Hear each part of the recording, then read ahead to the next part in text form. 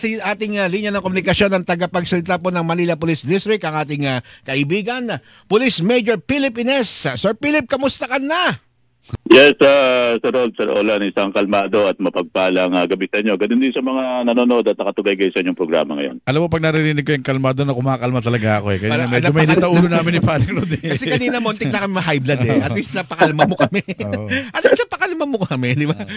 Pakiano mo nga, bigyan mo nga kami. Kasi ngayon ko lang ulit narinig yung pangingikil sa mga vendor. Meron pa palang ganun. Meron pa palang ganung racket. Sir. At buti naman. Tama ka dyan, Sir Roland, Sir Rod. Kinasanga yung entrapment operation ng SMART ng MPD. Ito sa naka-base natin sa City Hall. Kahapon ng gabi. Kung saan nga, hinuli itong isang alias Chris na miyembro ng hawker ng City Hall natin. Kung saan, base doon sa reklamo ng ating kababayan, ay hinihingan siya ng 500 pesos para hindi siya ulihin at o kaya sirain yung kanyang food cart. O kaya nagsubukan siya dito sa mga pulis natin at sa pamumuno nito ni Major Kevin Ray Bautista ay kinasa nila yung entrapment operation dito sa may Marcelino Street sa may Ermita, Manila. Kung saan nahuli nga natin tong si alias Chris na ito na taga Tondo, Manila. At kaninang hapon ay naidala na rin to sa tanggapan ng taga-usig para ibigay sa kanya yung kaukulang reklamo. At kinatuhan ito ng robbery extortion ito sa paglabag sa Revised Penal Code Article 293. Napatunayan ba? Mali, siya ba'y talagang legitimate na hawker ng City Hall? Yes, meron siyang ID ng hawker ng City Hall at ayun nga kinalulungkot siyempre natin at dahil ginawa niya ito at kasirain ito ng lokal na gobyerno natin. Dahil nga doon, sabi nga, nagpapasalamat din tayo sa ating mga kababayan na hindi kinikipit balikat yung mga ganitong mga pangyayari at nireport agad nila sa kanilang kinaukulan kung saan nahuli natin itong tao na ito. Sinisingil doon ito, sir, yung mga, tama ba, yung mga otoridad na manghuhuli sa kanila, mga pulis, marang gano'n, di ba? Yun ba yung isinisingil ito? May mga naka-assign kasi tayo dyan, Sir Rod, yung mga anti-obstruction, yung mga nakikita natin dyan. Kung saan nga, yung ginawa nitong tao na to, na dito sa mga kababayan natin, ng mga vendors na gusto niya ay kikilan at hingan to ng parang protection money at para hindi sila tempted na sila doon sa panguhuli at kung sakali man magkakaroon ng hulihan, ang pagkakaalam natin ay sila yung magtitimbre para alisin agad dito doon. Ayun. Parang parang ganyan yung style at mga estilo mga nung araw, mga 60s, 70s, hanggang 80s na isa-isa yung mga vendor hihingan ng lagay para protektado ko kayo. Weekly to, sir, no? Weekly, yung 500 pesos na hinihingi sa mga vendor, sir?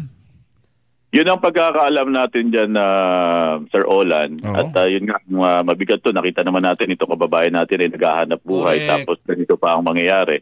Kaya sabi ka natin, huwag natin tinotolerate ito pag may mga ganung pangyayari. Pag alam agad natin sa ating otoridad. At makikita nyo yung aksyon ng mga pulis Maynila tungkol dito. Tama yun. Pero Major Ines, Sir Philip, kumikilo siya mag-isa lang.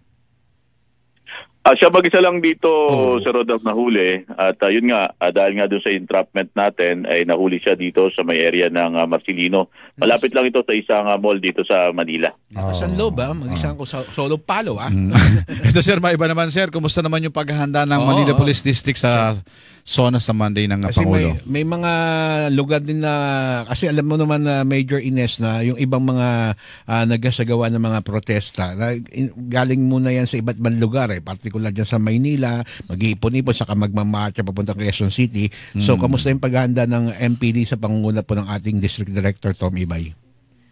Handa nga yung Manila Police District at kung saan nga taon-taon natin itong ginagawa. At tayo ay naka-full alert status na at sabi nga natin mahigit kulang-kulang 2,000 MPD personnel ang ating magagamit dyan at meron din tayong dagdag persa na papadala dito sa Quezon City para bantayan din yung seguridad doon. Ganun pa man, dito naman sa lugar natin, may mga binabantayan tayong mga lugar kung saan nga patuloy nating pinapaalalahanan yung ating mga kababayan na magpuprotekta sa lugar natin, na patuloy nating nirerespeto yung kanilang karapatan. At kung saan meron tayong mga freedom parks dito, 4 po itong Liwasang Bonifacio, Plaza Miranda, Plaza Dilaw at Plaza Moriones. Ngunit patuloy nating pinapaalala sa kanila na ang karapatan at kalayaan ay laging may kaakibat na responsibilidad. Ayun. Okay, at maraming po salamat sa oras nyo, Police Major Philip Ines, at hanggang sa ulitin na, God bless po sa inyo. Yes, Senator Roland. Paalala ko na rin, meron po tayong umiral na gun ban at nag-start na po ito. Paalala sa ating mga kababayan at ito po ay pansamantala lamang at magtatapos po ito sa July 22, midnight po. Kaya po doon pinapaalalahanan natin ang ating mga kababayan na tumalima po tayo dito para maiwasan po natin ang magiging problema kung sakaling mahuhulihan po tayo. Dito lang po ito sa NCR area. Ayun. Maraming salamat po, Major Philip Ines ng MPD. Mabuhay ka, sir. Yes, Sir Roland, maraming salamat sa pagbibigay ng pagkakataon. May bigay namin mga itong informasyon para sa ating mga kababayan. Muli, sa ngalan ng aming punong taga-Timon, Brigadier Arnold Tomas Ibay, makakaasa po kayo, may ibayong serbisyo para sa Manileño. Isang kalmadong gabi po. Thank you, sir.